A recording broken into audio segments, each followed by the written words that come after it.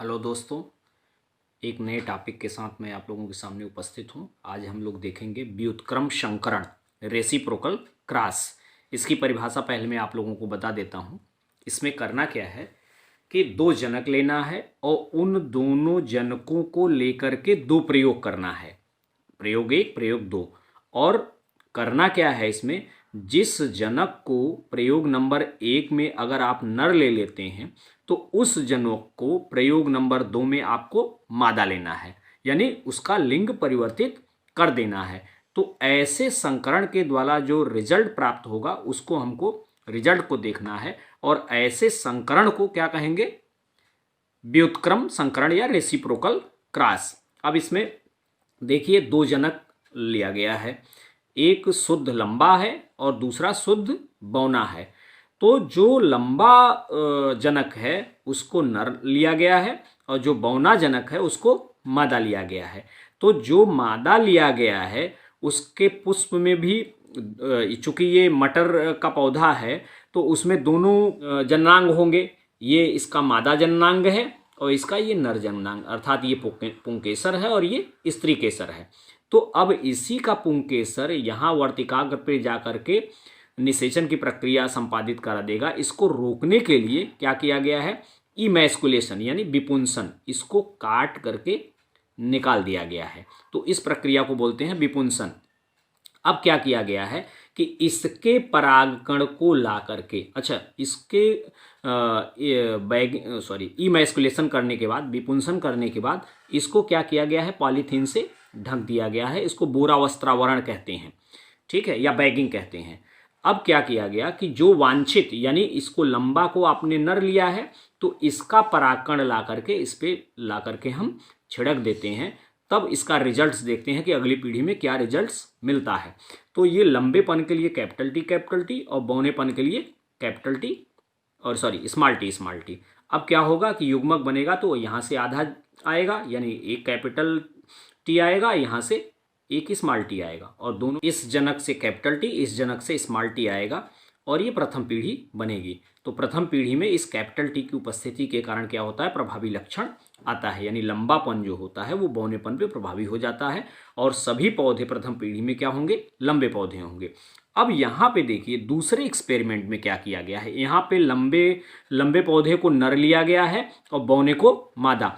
यहीं पे दूसरे प्रयोग में क्या किया गया है कि लंबे को मादा लिया गया है और बौने को नर, उल्टा कर दिया गया है। तो ऐसे ही संकरण को व्युत्क्रम संकरण कहते हैं या रेसिप्रोकल क्रॉस।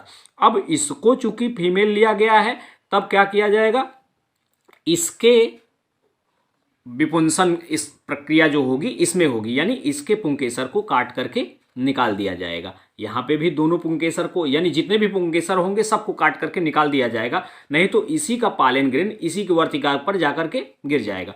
तो इसके जितने भी पालन ग्रेन परागकोश रहेंगे उसको काट करके निकाल दिया जाएगा। इस प्रक्रिया को विपुंसन कहते हैं।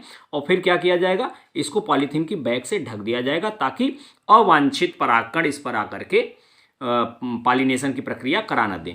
अब क्या होगा कि अब बौने को क्या किया गया है, नर लिया गया है, तो इसके पुंकेसर को जब परिपक्व होगा तो इसको ला करके इसके वर्तिकाग्र पर छिड़क दिया जाएगा।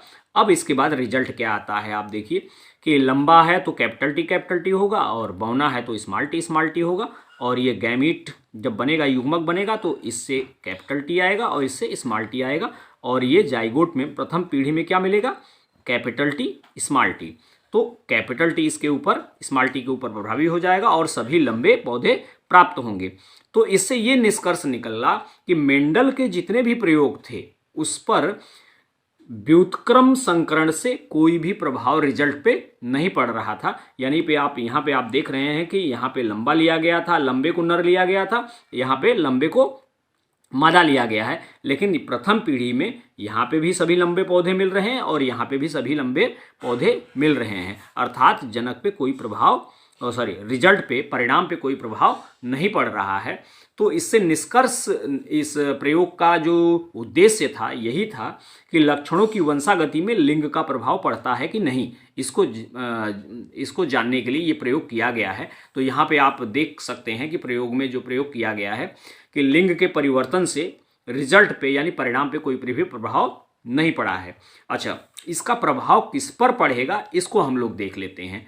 तो ऐसे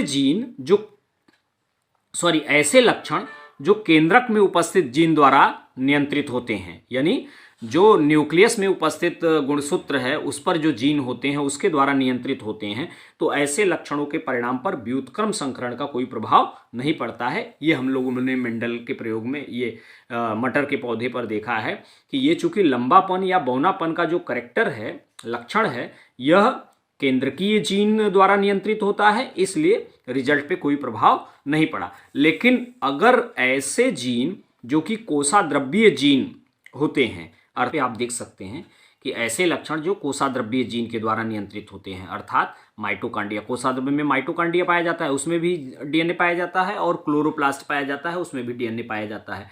तो क्लोरोप्लास्ट और माइटोकांड्रिया जो जीन हैं उनके द्वारा जो लक्षण नियंत्रित होते हैं, ऐसे लक्षणों का परिणाम व्युत्क्रम क्रॉस से परिवर्तित हो जाता है। अर्थात इसलिए परिवर्तित होता है क्योंकि माइटोकांड्रिया और क्लोरोप्लास्ट ये साइटोप्लाज्म में उपस्थित होते हैं, और साइटोप्लाज्म जो अगली पीढ़ी में जाता है वो मादा का जाता है। तो जो लक्षण इसमें मादा में रहेगा वही अगली पीढ़ी में दिखाई देगा। नर का चूंकि साइटोप्लाज्म जाता नहीं है, कोशाद्रव्य जाता नहीं है, इसलिए अगली पीढ़ी में परिलक्षित नहीं होगा। तो निष्कर्ष यह निकला कि व्युत्क्रम क्रॉस का प्रभाव ऐसे जीनों पर ही सिर्फ पड़ता है जो कि कोशाद्रव्य में उपस्थित होते हैं। अगर केंद्रकीय जीन, ऐसे लक्षण जो केंद्रकीय जीन के द्वारा नियंत्रित होते हैं, तो व्युत्क्रम क्रॉस का उनके रिजल्ट पर यानी परिणाम पर कोई भी प्रभाव नहीं पड़ता है। मेरा वीडियो अंत तक देखने के लिए आपको बहुत बहुत धन्यवाद।